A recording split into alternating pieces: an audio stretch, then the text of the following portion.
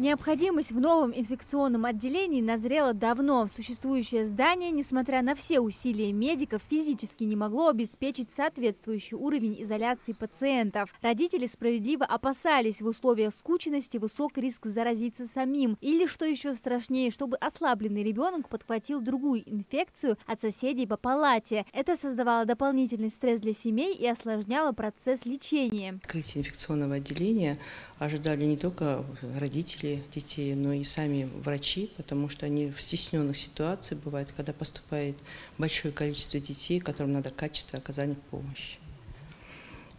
Мы рассчитываем, что в инфекционном отделении будет такое зональное нахождение этих детей, то есть с капельными инфекциями, с нейроинфекциями, с кишечными инфекциями, каждый по этажам. Новый корпус – это 4 этажа, рассчитанные на 60 коек. Главные преимущества – одноместные изолированные боксы. Каждая такая палата – это мини-комната со всем необходимым. Собственная душевая, санузел, стол для приема пищи. Особое внимание уделено безопасности тяжелых пациентов. В палаты встроены специальные медицинские консоли с кислородными разъемами для детей, которые нуждаются в интенсивной терапии. И, конечно, кнопка экстренного вызова медсестры. Так созданы все условия, чтобы маленький пациент не нуждался в выходе за пределы своего бокса, минимизируя любые риски. Сами боксы располагаются на первом этаже, то есть бокс, который предполагает не совмещение детей друг с другом на одного человека, вход с улицы,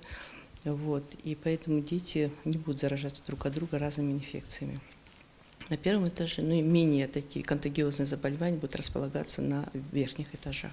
Новое отделение – это не только комфортные палаты. Здесь появится собственная лаборатория для оперативной диагностики и даже операционный блок. С инфекционным заболеванием могут получить помощь хирурга уже непосредственно в этом здании.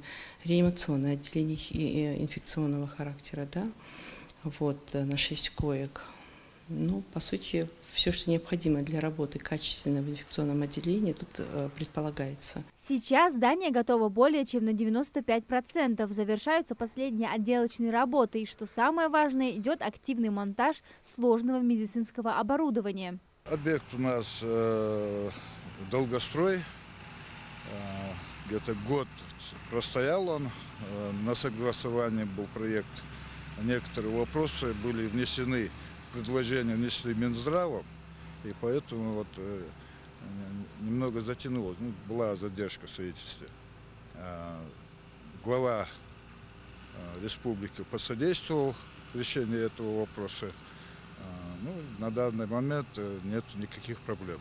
Важным элементом доступной среды станет новая подъемная платформа грузоподъемностью 250 килограмм. Она обеспечит удобный и безопасный подъем для пациентов и их сопровождающих между этажами, делая отделение максимально доступным. Амина Зязикова, Магомед Яндиев, Магаз 24.